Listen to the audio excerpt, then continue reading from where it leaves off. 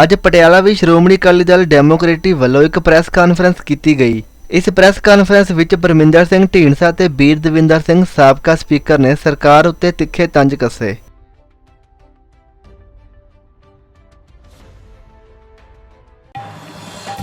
ਸਾਡਾ ਸਾਰਿਆਂ ਦਾ ਇਕੱਠੇ ਹੋਣ ਦਾ ਮਕਸਦ ਇਹ ਹੈ ਵੀ ਇੱਕ ਤੇ ਮਨਰੇਗਾ ਵਰਕਰਸ ਦੀ ਇੱਥੇ ਕਨਵੈਨਸ਼ਨ ਹੋ ਰਹੀ ਹੈ, ਉਹਨਾਂ ਨੇ ਸਾਨੂੰ ਬੁਲਾਇਆ, ਉਹਨਾਂ ਦੇ ਜੋ ਮੁਤਾਲਬਾਤ ਨੇ ਉਹ ਸੁਣਨੇ ਨੇ ਤੇ ਅਸੀਂ ਉਹਨਾਂ ਦੀ ਇਮਦਾਦ ਜਿਹੜੀ ਹੈ ਹਰ ਪੱਖੋਂ ਕਰਨੀ ਹੈ। ਦੂਸਰਾ, ਇੱਕ ਨੌਜਵਾਨ ਤਕਰੀਬਨ 90 ਦਿਨਾਂ ਤੋਂ ਟਾਵਰ ਤੇ ਬੈਠਾ ਹੈ, ਉਹਦਾ ਹਾਲ ਚਾਲ ਪੁੱਛਣਾ, ਉਹਨਾਂ ਨੂੰ ਮਿਲਣਾ ਹੈ ਔਰ ਉਹਨਾਂ ਦੇ ਸਾਥੀਆਂ ਨਾਲ ਵੀ ਗੱਲਬਾਤ ਕਰਨੀ ਹੈ। ਮੇਨ ਤਾਂ ਸਾਡਾ ਅੱਜ ਦਾ ਇੱਥੇ ਇਕੱਠੇ ਹੋਣ ਦਾ ਇਹ ਮਕਸਦ ਸੀ। ਬਾਕੀ ਤੁਸੀਂ ਜੋ ਸਵਾਲ ਕਰੋਗੇ ਉਹਨਾਂ ਦੇ ਜਵਾਬ ਦਵਾਂਗੇ। ਵੀਰ ਦਵਿੰਦਰ ਸਾਹਿਬ, ਜਿਸ ਤਰ੍ਹਾਂ ਅੱਜ ਰੈਲੀਆਂ ਹੋ ਰਹੀਆਂ ਮੁੱਖ ਮੰਤਰੀ ਸ਼ਹਿਰ ਦੇ ਵਿੱਚ ਤੇ ਸਰਕਾਰ ਟਸ ਤੋਂ ਮਸ ਹੋ ਹੀ ਨਹੀਂ ਰਹੀ, ਕੀ ਲੱਗਦਾ ਕਿ ਇੱਕ ਜਿਹੜਾ ਅਫੜਾ ਦਫੜੀ ਦਾ ਪੰਜਾਬ ਦੇ ਵਿੱਚ ਜਿਹੜਾ ਮਾਹੌਲ ਜਿਹੜਾ ਸਰਕਾਰ ਬਣਾ ਰਹੀ ਹੈ ਉਹਦੇ ਲਈ ਮਤਲਬ ਕਿਸ ਤਰ੍ਹਾਂ ਦਾ ਤੁਹਾਡਾ ਰਖੀ? ਦੇਖੋ, ਗੱਲ ਇਹ ਆ ਵੀ ਪਟਿਆਲੇ ਬਾਰੇ ਇਹ ਕਹਾਵਤ ਮਸ਼ਹੂਰ ਸੀ ਕਿ ਪਟਿਆਲਾ ਸ਼ਹਿਰ ਨਗੀਨਾ, ਆਉਣ ਪਰਾਉਣੇ 2 ਦਿਨ ਖਾਤਰ ਲਾ ਕੇ ਜਾਣ ਮਹੀਨਾ। ਹਾਂਜੀ, ਤੇ ਹੁਣ ਪਟਿਆਲਾ ਜਿਹੜਾ ਹੈਗਾ ਇੱਕ ਕੁੱਟ ਕਟਾਪੇ ਦਾ ਸ਼ਹਿਰ ਹੋ ਗਿਆ ਔਰ ਮੁਰਦਾਬਾਦ ਦੇ ਨਾਰੇ ਚਾਰੇ ਪਾਸੇ। ਦੁੱਖ ਦੀ ਗੱਲ ਇਹ ਹੈ ਵੀ ਜਿੰਨੀਆਂ ਵੀ ਜਥੇਬੰਦੀਆਂ ਇੱਥੇ ਐਜੀਟੇਸ਼ਨ ਕਰ ਰਹੀਆਂ ਨੇ, ਚਾਹੇ ਉਹ ਕਿਸਾਨ ਜਥੇਬੰਦੀਆਂ ਨੇ, ਚਾਹੇ ਮੁਲਾਜ਼ਮ ਨੇ, ਚਾਹੇ ਟੀਚਰਸ ਨੇ, ਵਿਚਾਰੇ ਹਰ ਰੋਜ਼ ਕਟਾਪਾ ਹੁੰਦਾ। ਲੋਕਪ੍ਰਿਯਤਾ ਮੁੱਖ ਮੰਤਰੀ ਦੀ ਦਾ ਇੱਕ ਸਬੂਤ ਇਹ ਹੈ ਕਿ ਉਹਦੇ ਘਰ ਨੂੰ ਜਾਂਦੇ ਸਾਰੇ ਦਰਵਾਜ਼ੇ ਬੰਦ ਨੇ, ਸਾਰੇ ਦਰਵਾਜ਼ਿਆਂ ਤੇ ਪੱਕੇ ਨਾਕੇ, ਪੱਕੀ ਪੁਲਿਸ ਬੈਠੀ ਹੈ, ਸੜਕਾਂ ਵੀ ਬੰਦ ਨੇ ਔਰ ਉਹ ਕਹਿੰਦੇ ਨਾ ਚੰਦਰਾ ਗਵਾਂਢ ਨਾ ਹੋਵੇ ਲਾਈ ਲੱਗ ਨਾ ਹੋਵੇ ਘਰ ਵਾਲਾ। ਉਹ ਆਲੇ ਦਾਲੇ ਦੇ ਸਾਰੇ ਉਹਨੂੰ ਹੁਣ ਇੱਕ ਤਾਂ ਚੰਦਰਾ ਗੁਆਂਢ ਮੰਨਦੇ ਨੇ, ਦੂਜਾ ਗੁਆਂਢੀ ਕਦੇ ਉਰੇ ਆਇਆ ਹੀ ਨਹੀਂ। 4 ਸਾਲਾਂ 'ਚ ਪੰਜਾਬ ਦੇ 4 ਜ਼ਿਲ੍ਹਿਆਂ 'ਚ ਉਹਨੇ ਆਪਣਾ ਸਰਕਾਰੀ ਦੌਰਾ ਨਹੀਂ ਕੀਤਾ। ਪਹਿਲਾਂ ਇਹ ਹੁੰਦਾ ਸੀ ਜਦੋਂ ਮੁੱਖ ਮੰਤਰੀ ਜ਼ਿਲ੍ਹੇ ਜਾਂਦਾ ਸੀ, ਉਹ ਪਹਿਲਾਂ ਪ੍ਰਸ਼ਾਸਨ ਦੀ ਮੀਟਿੰਗ ਲੈਂਦਾ ਸੀ, ਸਾਰੇ ਡਿਵੈਲਪਮੈਂਟ ਤੇ ਲਾਅ ਐਂਡ ਆਰਡਰ ਨੂੰ ਰਿਵਿਊ ਕਰਦਾ ਸੀ। ਇਹ ਪਹਿਲਾ ਮੁੱਖ ਮੰਤਰੀ ਹੈ ਪੰਜਾਬ ਦਾ ਜਿਹਨੇ ਕਿਸੇ ਜ਼ਿਲ੍ਹੇ 'ਚ ਪ੍ਰਸ਼ਾਸਨ ਦੀ ਕੋਈ ਮੀਟਿੰਗ ਨਹੀਂ ਕੀਤੀ, ਕਦੇ ਕੋਈ ਡਿਵੈਲਪਮੈਂਟ ਪ੍ਰੋਜੈਕਟ ਰਿਵਿਊ ਨਹੀਂ ਕੀਤਾ, ਕਦੇ ਕੋਈ ਲਾਅ ਐਂਡ ਆਰਡਰ ਰਿਵਿਊ ਨਹੀਂ ਕੀਤਾ ਔਰ ਆਪਣੇ ਹਲਕੇ 'ਚ ਤਾਂ ਉਹ ਕਦੇ ਆਏ ਨਹੀਂ ਹਨ। ਮੇਰਾ ਖਿਆਲ ਹੈ ਜਦੋਂ ਉਹਨਾਂ ਦੇ ਮਾਤਾ ਜੀ ਗੁਜ਼ਰੇ ਨੇ ਉਦੋਂ ਉਹ ਵੀ 2 ਵਾਰ ਉਹਨਾਂ ਨੂੰ ਬਾਵਜ੍ਹਾ ਮਜਬੂਰੀ ਆਉਣਾ ਪਿਆ, ਇੱਕ ਸੰਸਕਾਰ ਤੇ ਔਰ ਇੱਕ ਭੋਗ ਤੇ। ਉਸ ਤੋਂ ਬਾਅਦ ਨਹੀਂ ਆਏ। ਜਿੰਨੇ ਵਾਅਦੇ ਕੀਤੇ ਸੀ ਪਹਿਲਾਂ, ਅਸੀਂ ਤਾਂ ਕਹਿੰਦੇ ਹੀ ਸੀ ਵੀ ਪੂਰੇ ਨਹੀਂ ਕੀਤੇ। ਹੁਣ ਤਾਂ ਆਲ ਇੰਡੀਆ ਕਾਂਗਰਸ ਨੇ ਮੋਹਰ ਲਾਤੀ ਉਹਨੂੰ, ਜਿਹੜਾ 18 ਵਾਅਦੇ ਪੂਰੇ ਕਰਨ ਦਾ ਫਰਲਾ ਦਿੱਤਾ ਹੈ। ਇਹਦਾ ਮਤਲਬ ਇਹ ਹੈ ਵੀ ਉਹਨਾਂ ਨੇ ਪੂਰਾ ਛਾਣ ਪੁਣ ਕੇ ਪ੍ਰਾਇਓਰੀਟਾਈਜ਼ ਕਰਕੇ ਉਹਨੂੰ 18 ਨੁਕਤੇ ਦੇ ਦਿੱਤੇ। ਤੇ ਅਸੀਂ ਤਾਂ ਇਹ ਕਹਿੰਦੇ ਆ ਵੀ ਉਹ ਕੋਈ ਨੁਕਤੇ ਨਹੀਂ ਉਹਨੂੰ ਦਿੱਤੇ, ਕੋਈ ਏਜੰਡਾ ਨਹੀਂ ਦਿੱਤਾ, ਉਹ ਇੱਕ ਕਿਸਮ ਦੀ ਚਾਰਜ ਸ਼ੀਟ ਹੈ। Chief Minister has been charge sheeted by the Congress High Command कि you have done nothing so far और उन्होंने सर्टिफिकेट देता कि you are a useless guy, hopeless man ਜਿਹੜਾ ਪੰਜਾਬ ਨੂੰ ਗਵਰਨ ਕਰ ਰਿਹਾ।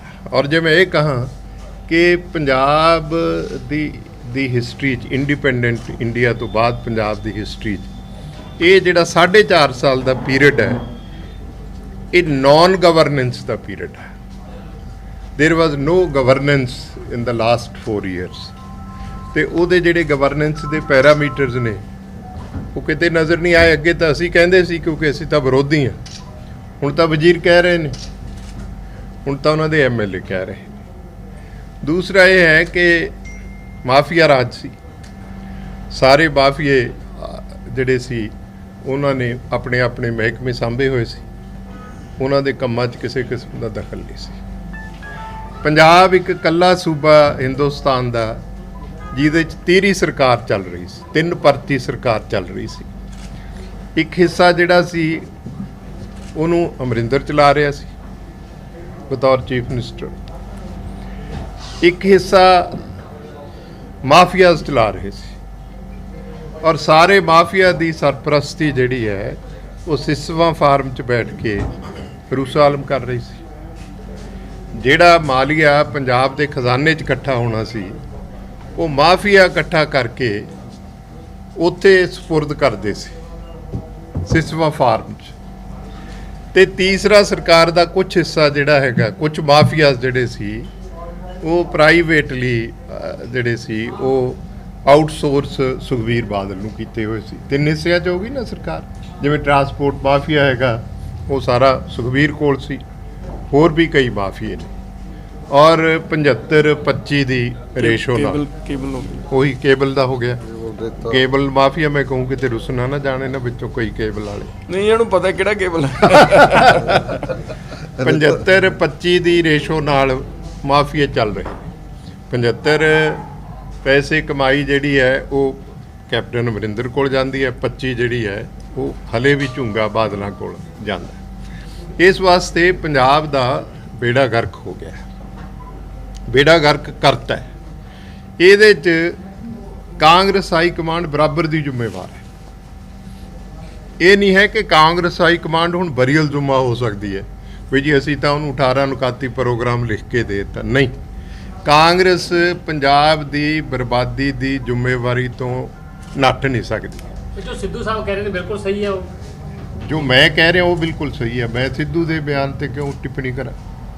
ਜੋ ਇਹ ਪ੍ਰੈਸ ਕਾਨਫਰੰਸ ਦਾ ਅਸੀਂ ਕਰ ਰਹੇ ਹਾਂ, ਜੋ ਅਸੀਂ ਕਹਿ ਰਹੇ ਹਾਂ ਅਸੀਂ ਸਿੱਧੂ ਤੋਂ ਪਹਿਲਾਂ ਦੇ ਕਹਿ ਰਹੇ ਹਾਂ, ਸਮਝ ਗਏ ਨਾ। ਦੂਸਰੀ ਗੱਲ ਇਹ ਹੈਗੀ ਆ ਕਿ ਜਦ ਉਹਨੇ ਸਰਕਾਰੀ ਕੋਠੀ ਛੱਡ ਕੇ, ਆਪਣਾ ਦਫ਼ਤਰ ਛੱਡ ਕੇ, ਆਪਣੀ ਰਿਹਾਇਸ਼ ਤੇ ਸਰਕਾਰ ਦਾ ਦਫ਼ਤਰ ਸ਼ਿਫਟ ਕਰ ਲਿਆ ਸੀ ਸਿਸਵਾ ਫਾਰਮ ਵਿੱਚ, ਉਦੋਂ ਹਾਈ ਕਮਾਂਡ ਕਿੱਥੇ ਸੀ? ਜਦ 4.5 ਸਾਲ ਤੋਂ ਸਾਰੀ ਐਡਮਿਨਿਸਟ੍ਰੇਸ਼ਨ ਨੂੰ ਰੂਸਾ ਆਲਮ ਚਲਾ ਰਹੀ ਸੀ, ਬਦਲੀਆਂ, ਤਬਾਦਲੇ, ਨਿਯੁਕਤੀਆਂ। ਜਦ ਪੰਜਾਬ ਦਾ ਡੀਜੀਪੀ ਰੂਸਾ ਆਲਮ ਤੋਂ ਆਸ਼ੀਰਵਾਦ ਲੈ ਕੇ ਦਫ਼ਤਰ ਸੰਭਾਲ ਰਿਹਾ ਸੀ, ਉਦੋਂ ਕਾਂਗਰਸ ਹਾਈ ਕਮਾਂਡ ਕਿੱਥੇ ਸੀ? ਉਹ ਟਾਈਮ ਸੀ ਜਦੋਂ ਇਹਨਾਂ ਨੂੰ ਪੁੱਛਣਾ ਚਾਹੀਦਾ ਸੀ ਵੀ ਇਹ ਕੀ ਤਮਾਸ਼ਾ ਹੋ ਰਿਹਾ। ਉਦੋਂ ਚੁੱਪ ਰਹੇ।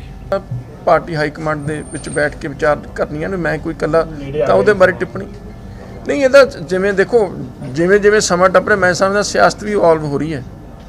ਨਵੇਂ ਫੈਕਟਰ ਆ ਰਹੇ ਨੇ, ਨਵੀਆਂ ਚੀਜ਼ਾਂ ਨੇ, ਸਾਰੀਆਂ ਨੂੰ ਵਿਚਾਰ ਕੇ ਜਿਹੜੀਆਂ ਪਾਰਟੀ ਸਮਝਦੇ ਜੀ ਆਪ ਨਾਲ ਸਮਝੌਤਾ ਤੁਹਾਡਾ ਹੋ ਸਕਦਾ ਜੀ, ਸੰਭਾਵਨਾ। ਦੇਖੋ ਅੱਜ ਮੈਂ ਕੁਝ ਨਹੀਂ ਕਹਿ ਸਕਦਾ ਸਿਧਾਂਤਕ ਤੌਰ ਤੇ ਅੱਜ ਕੁਝ ਨਹੀਂ ਮੈਂ ਕਹਿ ਸਕਦਾ। ਇੱਕ ਗੱਲ ਸਮਝੋ, ਪਰਮਿੰਦਰ ਹੋਰਾਂ ਨੇ ਕਿਹਾ ਨਾ ਭਈ ਇਹ 3 ਪਾਰਟੀਆਂ ਛੱਡ ਕੇ, ਜਿਹਦੇ 'ਚ ਅਕਾਲੀ ਦਲ, ਬਾਦਲ ਹੈ, ਕਾਂਗਰਸ ਹੈ, ਬੀਜੇਪੀ ਹੈ, ਠੀਕ ਹੈ, ਜਿਹੜੀਆਂ ਦੂਜੀਆਂ ਪਾਰਟੀਆਂ ਬਚਦੀਆਂ ਜਾਂ ਪ੍ਰੈਸ਼ਰ ਗਰੁੱਪਸ ਨੇ ਉਹਨਾਂ ਨੂੰ ਅਸੀਂ ਹਮ ਖਿਆਲ ਮੰਨਦੇ ਹਾਂ, ਠੀਕ ਹੈ।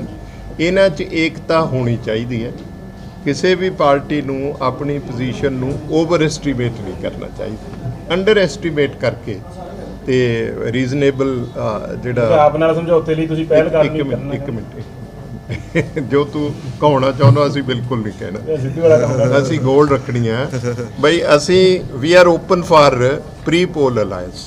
ਪਹਿਲੀ ਸਾਡੀ ਕੋਸ਼ਿਸ਼ ਹੋਏਗੀ ਕਿ ਪ੍ਰੀ ਪੋਲ ਅਲਾਇੰਸ ਹੋਵੇ। ਜੇ ਕੋਈ ਪ੍ਰੀ ਪੋਲ ਅਲਾਇੰਸ ਸਿਰੇ ਨਹੀਂ ਚੜ੍ਹਦਾ ਫਿਰ ਪੋਸਟ ਪੋਲ ਅਲਾਇੰਸ ਤੇ ਵਰਕ ਕਰਾਂਗੇ।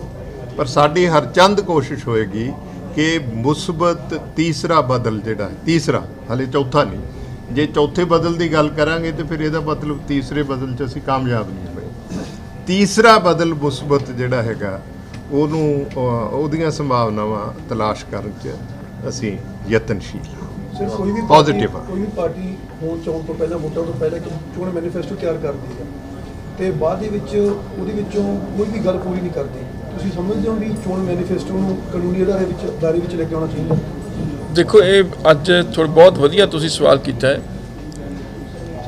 ਜਿਹੜੀਆਂ ਇਹ ਚੋਣ ਮੈਨੀਫੈਸਟੋ ਹੈ, ਇਹ ਹੁਣ ਲੋਕਾਂ ਦਾ ਵੀ ਵਿਸ਼ਵਾਸ ਉੱਠਣ ਲੱਗ ਪਿਆ। ਪਹਿਲਾਂ ਸਮਾਂ ਹੁੰਦਾ ਸੀ ਜਦ ਲੋਕਾਂ ਦਾ ਬੜਾ, ਜਿਹੜੀ ਕੋਈ ਪਾਰਟੀ ਕਹਿੰਦੀ ਸੀ ਉਹਦੇ ਵਿਸ਼ਵਾਸ ਹੁੰਦਾ ਸੀ ਕਰਨਗੇ, ਪਰ ਹੁਣ ਸਿਰਫ ਸੱਤਾ ਪ੍ਰਾਪਤੀ ਲਈ ਜੋ ਮਰਜ਼ੀ ਐਲਾਨ ਕਰਦੇ ਨੇ, ਜਿਹੜੇ ਕੋਈ ਸੰਭਵ, ਜਿਵੇਂ ਪਿਛਲੀ ਵਾਰ ਕੈਪਟਨ ਅਮਰਿੰਦਰ ਸਿੰਘ ਨੇ ਕੀਤੇ ਨੇ, ਮੈਂ ਸਾਰਾ ਕਰਜ਼ਾ ਮਾਫ ਕਰ ਦੂੰਗਾ, ਘਰ ਘਰ ਨੌਕਰੀ ਦੇ ਦੂੰ। ਜਿਹੜੀਆਂ ਆਮ ਜੇ ਕੋਈ ਵੀ ਸੂਝਵਾਨ ਬੰਦਾ ਹੈ ਉਹਨੂੰ ਇਸ ਗੱਲ ਦਾ ਪਤਾ ਸੀ ਵੀ ਇਹ ਗੱਲਾਂ ਨਿਰਾ ਝੂਠ ਬੋਲੇ ਜਾ ਰਹੇ। ਪਰ ਫਿਰ ਵੀ ਕਿਉਂਕਿ ਦਸਤਖਤ ਕਰਾਏ ਕੁਛ ਕਰੇ ਉਹਨਾਂ ਦੇ ਮੈਂ ਸਮਝਦਾ ਜਿਹੜੇ ਇਹੋ ਜਿਹੇ ਵਾਅਦੇ ਕਰਦੇ ਆ ਉਹਨਾਂ ਨੂੰ ਜਵਾਬਦੇਹ ਹੋਣਾ ਪੈਣਾ। ਅਲਟੀਮੇਟਲੀ ਲੋਕ ਇਹ ਫੈਸਲਾ ਲੋਕਾਂ ਨੇ ਕਰਨਾ ਹੈ ਵੀ ਇਹ ਕਿਸ ਰੂਪ ਦੇ ਵਿੱਚੋਂ ਸਿਆਸਤ ਕਿਹੋ ਜਿਹੀ ਪੰਜਾਬ 'ਚ ਚਾਹੁੰਦੇ ਆ। ਜੇ ਅੱਜ ਜਿਨ੍ਹਾਂ ਨੇ ਜੇ ਧੋਖਾ ਕੀਤਾ ਹੈ, ਜੇ ਅੱਜ ਉਹ ਫੇਰ ਵੋਟਾਂ ਲੈਣ 'ਚ ਕਾਮਯਾਬ ਹੁੰਦੇ ਆ ਤਾਂ ਫਿਰ ਤਾਂ ਕਿਤੇ ਨਾ ਕਿਤੇ ਆਪਾਂ ਵੋਟਰ ਦੇ ਵਿੱਚ ਹੀ ਗਲਤੀ ਮੰਨਾਂਗੇ ਨਾ, ਵੀ ਵੋਟਰ ਤੋਂ ਹੀ ਜਿਹੜਾ ਹੈ ਦੁਬਾਰੇ ਉਹਨਾਂ ਦੀ ਗੱਲਾਂ 'ਚ ਆ ਗਿਆ। ਜੇ ਵੋਟਰ ਇਹ ਫੈਸਲਾ ਕਰੇ ਕਿ ਜਿਹੜੇ ਬੰਦਿਆਂ ਨੇ ਸਾਨੂੰ ਬਿੱਧੂ ਬਣਾਇਆ, ਬੇਵਕੂਫ ਬਣਾਇਆ, ਸਾਨੂੰ ਗੁੰਮਰਾਹ ਕੀਤਾ ਹੈ, ਝੂਠ ਬੋਲ ਕੇ ਸਾਡੀਆਂ ਵੋਟਾਂ ਲਈਆਂ, ਉਹਨਾਂ ਦਾ ਬਿਲਕੁਲ ਬਾਈਕਾਟ ਕਰਨਾ ਹੈ, ਤਾਂ ਅਗਲੇ ਨੂੰ ਸਾਰੀਆਂ ਪਾਰਟੀਆਂ ਨੂੰ ਆਪ ਹੀ ਉਹ ਹੋ ਜਾਊਗਾ ਵੀ ਅਸੀਂ ਸੋਚ ਕੇ ਜਿਹੜਾ ਅਸੀਂ ਵਾਅਦੇ ਕਰੀਏ। ਸੋ ਇਹ ਦੌੜ ਵਾਅਦਿਆਂ ਦੀ ਹੋਊਗੀ। ਕਿਸੇ ਨੇ ਅੱਜ ਤੱਕ ਇੱਕ ਹੋਰ ਜਿਹੜੀ ਮੈਂ ਸਮਝਦਾ ਜਿਹੜੀ ਬੜੀ ਮੰਦਭਾਗੀ ਗੱਲ ਹੈ, ਲੋਕ ਚੰਗੇ ਪ੍ਰਸ਼ਾਸਨ ਦੀ ਅੱਜ ਤੱਕ ਕਦੇ ਕਿਸੇ ਨੇ ਚੋਣ ਮੈਨੀਫੈਸਟੋ 'ਚ ਪਾਇਆ ਵੀ ਅਸੀਂ ਸਾਫ਼ ਸੁਥਰਾ ਪ੍ਰਸ਼ਾਸਨ ਦੇਵਾਂਗੇ। ਵਾਅਦੇ ਐਲਾਨ ਕਰੀ ਜਾਂਦੇ ਆ ਜੀ, ਆਹ ਵੀ ਦੇਵਾਂਗੇ, ਆਹ ਵੀ ਦੇਵਾਂਗੇ, ਆਹ ਵੀ ਦੇਵਾਂਗੇ, ਪਰ ਜਿਹੜਾ ਬੇਸਿਕ ਹੈਗਾ ਕਿਸੇ ਵੀ ਚੀਜ਼ ਦੀ ਤਰੱਕੀ ਦਾ ਉਹ ਹੈ ਗੁੱਡ ਗਵਰਨੈਂਸ। ਗੁੱਡ ਗਵਰਨੈਂਸ ਦੇ ਆਲੇ ਦੁਆਲੇ ਸਾਰਾ ਕੁਝ ਘੁੰਮਦਾ ਹੈ। ਜੇ ਗੁੱਡ ਗਵਰਨੈਂਸ ਹੋਊ ਤਾਂ ਹੀ ਫਾਈਨੈਂਸ਼ੀਅਲ ਰਿਸੋਰਸਿਸ ਜਨਰੇਟ ਹੋਣਗੇ। ਜੇ ਗੁੱਡ ਗਵਰਨੈਂਸ ਹੋਊ, ਇਮਾਨਦਾਰੀ ਹੋਊਗੀ, ਜੇ ਟਰਾਂਸਪੇਰੈਂਟ ਗਵਰਨੈਂਸ ਹੋਊਗੀ ਤਾਂ ਹੀ ਜਿਹੜਾ ਹੈ ਮੈਂ ਸਮਝਦਾ ਸੂਬੇ ਕੋਲ ਇੰਨੇ ਸਾਧਨ ਹੋਣਗੇ ਵੀ ਉਹ ਲੋਕਾਂ ਨੂੰ ਸਹੂਲਤਾਂ ਦੇ ਸਕੇ। ਸੋ ਇਹ ਇੱਕ ਬੁਨਿਆਦੀ ਚੀਜ਼ ਹੈ ਜਿਹੜੀ ਉਹ ਮਿਸਿੰਗ ਹੈ ਸਾਰੀਆਂ ਮੈਨੀਫੈਸਟੋਆਂ 'ਚ। ਅਤੇ ਸਾਡੀ ਜਿਹੜੀ ਪਾਰਟੀ ਹੈ ਉਹ ਜਿੱਥੇ ਵਾਅਦੇ ਤਾਂ ਕਰਾਂਗੇ ਅਸੀਂ, ਉਹ ਬੈਠ ਕੇ ਸਾਨੂੰ ਟਰਾਈ ਕਰਾਂਗੇ, ਪਰ ਸਾਡਾ ਸਭ ਤੋਂ ਪਹਿਲੀ ਗੱਲ ਹੋਏਗੀ ਵੀ ਗੁੱਡ ਗਵਰਨੈਂਸ, ਚੰਗਾ ਪ੍ਰਸ਼ਾਸਨ ਜਿਹਦੇ ਵਿੱਚ ਇੱਕ ਸਾਫ਼ ਸੁਥਰਾ ਪ੍ਰਸ਼ਾਸਨ, ਇਮਾਨਦਾਰ ਪ੍ਰਸ਼ਾਸਨ, ਅਤੇ ਜਿਹਦੇ 'ਚ ਹਰ ਗਰੀਬ ਤੋਂ ਗਰੀਬ ਬੰਦੇ ਨੂੰ ਨਿਆਂ ਮਿਲੇ। ਇਹ ਜਿਹੜਾ ਹੈ ਸਾਡਾ ਸਭ ਤੋਂ ਪਹਿਲੀ ਪ੍ਰਾਥਮਿਕਤਾ ਸਾਡੀ ਪਾਰਟੀ ਦੀ ਹੋਏਗੀ। ਕੈਪਟਨ ਸਾਹਿਬ ਜਦੋਂ Zero tolerance, ਬੱਚਾ corruption। ਟਿਕਟੌਕ ਤੇ ਵੀਡੀਓ ਬਣਾਉਂਦਾ, ਉਹਨੂੰ ਸਪੈਸ਼ਲ ਉਹਨਾਂ ਨਾਲ ਫੋਨ ਤੇ ਗੱਲਬਾਤ ਕਰਦੇ ਨੇ। 92 ਦਿਨਾਂ ਤੋਂ ਇੱਕ ਬੰਦਾ ਟਾਵਰ ਦੇ ਉੱਤੇ ਬੈਠਾ, ਉਹਦੀ ਚਮੜੀ ਖਰਾਬ ਹੋ ਚੁੱਕੀ ਆ, ਪਿਤਾ ਉਹਦਾ ਭੱਠੇ ਦੇ ਕੰਮ ਕਰਦਾ, ਤੇ ਘਰੋਂ ਬੜੀ ਆਰਥਿਕ ਹਾਲਤ ਆ, ਉਹ ਬੜੀ ਬਹੁਤ ਜ਼ਿਆਦਾ ਮੰਦਹਾਲੀ ਦੇ ਵਿੱਚ ਆ। ਤੇ ਉਹਦੇ ਸਾਥੀ ਜਦੋਂ ਜੋਬ ਮੰਗਣ ਵਾਸਤੇ ਕੈਪਟਨ ਸਾਹਿਬ ਦੇ ਜਾਂਦੇ ਨੇ, ਜਿੱਥੇ ਕੈਪਟਨ ਸਾਹਿਬ ਹੁੰਦੇ ਨਹੀਂ ਹੈਗੇ, ਤੇ ਉੱਥੇ ਉਹਨਾਂ ਨੂੰ ਡਾਂਗਾ ਮਿਲ ਜਾਂਦੀਆਂ ਨੇ। ਉਸ ਤੋਂ ਬਾਅਦ ਅਗਲੀ ਜਥੇਬੰਦੀ ਆਉਂਦੀ ਆ, ਉਹ ਵੀ 10 ਦਿਨ ਰੋਸ ਕਰਦੀ ਆ, ਡਾਂਗਾ ਖਾ ਕੇ ਉਹ ਵੀ ਘਰ ਨੂੰ ਮੁੜ ਜਾਂਦੇ ਨੇ। ਤੇ ਦੂਜੇ ਪਾਸੇ ਕੈਪਟਨ ਸਾਹਿਬ ਰੁਜ਼ਗਾਰ ਦਫ਼ਤਰ ਦੇ ਵਿੱਚ ਕਹਿੰਦੇ ਨੇ ਜੀ ਮੈਂ ਇੱਥੇ ਬੰਦੇ ਬੁਲਾ ਕੇ ਨੌਕਰੀ ਦਿੰਦਾ। ਤੁਸੀਂ ਇਹਨੂੰ ਕੀ ਸਮਝਦੇ ਹੋ? ਦੇਖੋ, ਇਹ ਸਿਰਫ ਇੱਕ PR ਐਕਸਰਸਾਈਜ਼ ਹੈ। ਜਿਹੜਾ ਫੋਨ ਤੇ ਗੱਲਾਂ ਕਰਨੀਆਂ, ਸੋਸ਼ਲ ਮੀਡੀਆ ਤੇ ਪਾ ਦੇਣੀਆਂ, ਛੋਟਾ ਮੋਟੀ ਮਦਦ ਕਰ ਦੇਣੀ, ਉਹ ਉਹਨਾਂ ਵਾਸਤੇ ਤਾਂ ਸਾਰਾ ਪੰਜਾਬ ਬਰਾਬਰ ਹੋਣਾ ਚਾਹੀਦਾ। ਜਿਹੜਾ ਇੱਕ ਪੰਜਾਬ ਦਾ ਮੁਖੀ ਹੈ ਉਹਦੇ ਲਈ ਪੰਜਾਬ ਦੇ ਇੱਕ ਬੱਚੇ ਦਾ ਦੁੱਖ ਉਹਦੇ ਦੇ ਮਨ 'ਚ ਹੋਣਾ ਚਾਹੀਦਾ, ਤਾਂ ਹੀ ਉਹ ਚੰਗਾ ਪ੍ਰਬੰਧਕ ਦੇ ਸਕਦਾ ਹੈ। ਹਰ ਬੰਦੇ ਦੀ ਆਵਾਜ਼ ਉਹ ਤੱਕ ਪਹੁੰਚਣੀ ਚਾਹੀਦੀ ਹੈ। ਨਾ ਤਾਂ ਕੈਪਟਨ ਅਮਰਿੰਦਰ ਸਿੰਘ ਤੱਕ ਕੋਈ ਦੁੱਖ ਰੋ ਸਕਦਾ, ਆਪਦੀ ਗੱਲ ਪਹੁੰਚਾ ਸਕਦਾ, ਅਤੇ ਨਾ ਹੀ ਉਹ ਕਿਸੇ ਦੀ ਸੁਣਦੇ ਨੇ। ਅਤੇ ਕੀ ਲੋਕਾਂ ਨੂੰ ਨਿਆਂ ਕਰਨਗੇ? ਦੇਖੋ, ਇੱਕ ਨੇ ਤਾਂ ਬਿਨ ਮੰਗੇ ਨੌਕਰੀ ਦੇ ਰਹੇ ਹੈ। ਬਾਜਵਾ ਦਾ ਜਿਹੜਾ ਪ੍ਰਤਾਪ ਸਿੰਘ ਬਾਜਵਾ ਦੇ ਭਤੀਜੇ ਨੇ, ਉਹਨੇ ਅੱਜ ਜਵਾਬ ਦਿੱਤਾ, ਕਹਿੰਦੇ ਅਸੀਂ ਨਹੀਂ ਲੈਣੀ ਨੌਕਰੀ। ਉਸ ਦਾ ਮਤਲਬ ਉਹਨਾਂ ਨੂੰ ਬਿਨਾਂ ਪੁੱਛੇ ਦਿੱਤੀ ਗਈ ਹੈ ਨਾ, ਬਿਨਾਂ ਮੰਗੇ ਦਿੱਤੀ ਗਈ ਹੈ ਨੌਕਰੀ। ਇੱਕ ਪਾਸੇ ਬਿਨਾਂ ਮੰਗੇ, ਇੱਕ ਪਾਸੇ ਲੋਕ ਵਿਚਾਰੇ ਗਰੀਬ ਬੱਚੇ ਜਿਨ੍ਹਾਂ ਕੋਲ ਹੁਨਰ ਵੀ ਹੈ, ਜਿਹੜੇ ਕੁਆਲੀਫਾਈਡ ਵੀ ਨੇ, ਜਿਨ੍ਹਾਂ ਕੋਲ ਸਾਰਾ ਕੁਝ ਹੈ, ਉਹ ਟੈਂਕੀਆਂ 'ਤੇ ਚੜ੍ਹੇ, ਉਹਨਾਂ ਦੀ ਕੋਈ ਸੁਣਵਾਈ ਨਹੀਂ ਹੋ ਰਹੀ। ਅਤੇ ਇਹਦਾ ਮਤਲਬ ਤਾਂ ਵੀ ਇਹਨਾਂ ਨੇ ਸੁਸਾਇਟੀ ਨੂੰ ਦੋ ਹਿੱਸਿਆਂ 'ਚ ਡਿਵਾਈਡ ਕਰਤਾ। ਇੱਕ ਤਾਂ ਉਹ ਲੋਕ ਨੇ ਜਿਨ੍ਹਾਂ ਵਾਸਤੇ ਸਾਰਾ ਕੁਝ, ਸਾਰੇ ਸਟੇਟ ਦੇ ਰਿਸੋਰਸਿਸ, ਸਾਰਾ ਕੁਝ ਉਹਨਾਂ ਦੀ ਡਿਸਪੋਜ਼ਲ 'ਤੇ ਹੈ। ਇੱਕ ਲੋਕ ਨੇ ਜਿਨ੍ਹਾਂ ਦੀ ਕੋਈ ਸੁਣਵਾਈ ਨਹੀਂ, ਜਿਹਨਾਂ ਨੂੰ ਕੋਈ ਪੁੱਛ ਨਹੀਂ। ਅਤੇ ਇਹ ਮੈਂ ਸਮਝਦਾ ਸਭ ਤੋਂ ਵੱਡਾ ਤਾਂ ਜਿਵੇਂ ਸਰਦਾਰ ਬੀਰੇਂਦਰ ਸਿੰਘ ਕਹਿੰਦੇ ਵੀ ਇਹ ਐਡਮਿਨਿਸਟ੍ਰੇਟਿਵ ਫੇਲੀਅਰ ਇਹਨਾਂ ਦਾ ਇਹ ਹੈ ਵੀ ਦੇਰ ਇਜ਼ ਨੋ ਗਵਰਨੈਂਸ। ਕੋਈ ਸਰਕਾਰ ਨਾਂ ਦੀ ਚੀਜ਼ ਹੀ ਨਹੀਂ ਹੈ।